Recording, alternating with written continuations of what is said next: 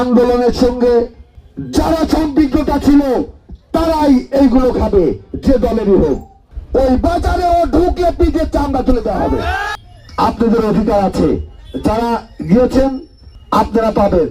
আপনাদেরকে দাঁত দিয়ে এই সকল ছেলেরা খেতে চাইনি, আপনাদের সাথে করে রেখেই খুব অল্প যারা দিয়ে এরা আপাতত জীবনটা বাঁচাবে।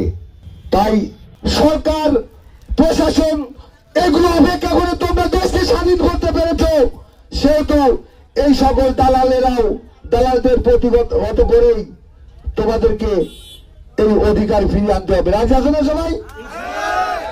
দেশের মানুষকে প্রতিদিন সুরক্ষিত রাখার প্রত্যয় নিয়ে সেফটি কেবলস সহ এলো সেফ সিলিং ফ্যান।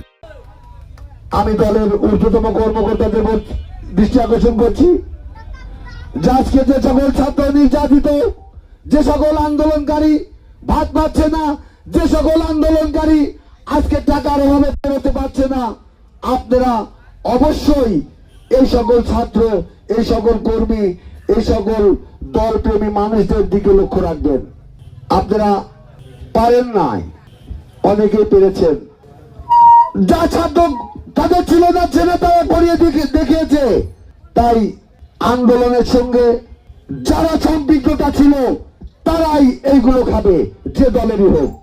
আমরা চাই যে তারা দুর্দিনে দেশের জন্য কাজ করেছেন, এই ফ্যাসিস্ট সরকার ছড়ানোর জন্য জীবনকে বিসর্জন দিতে চেয়েছেন, সে যে দলের হোক তার অধিকার আছে খাওয়ার, সে খাবে।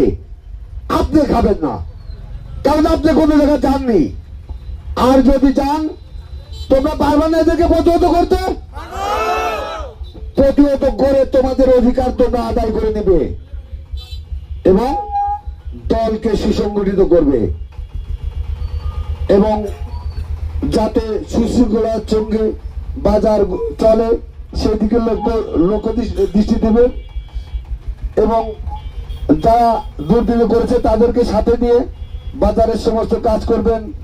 কেউ যদি টাকার গরমে বাজার ডেকে আনে, ওই বাজারেও ঢুকলে পিঠের চামড়া তুলে দেওয়া হবে। এটা অধিকার তোমাদের খাওয়ার আছে, তোমরা খাবা। আমি আমার সামর্থ্য মতে তোমাদের সাথে ছিলাম।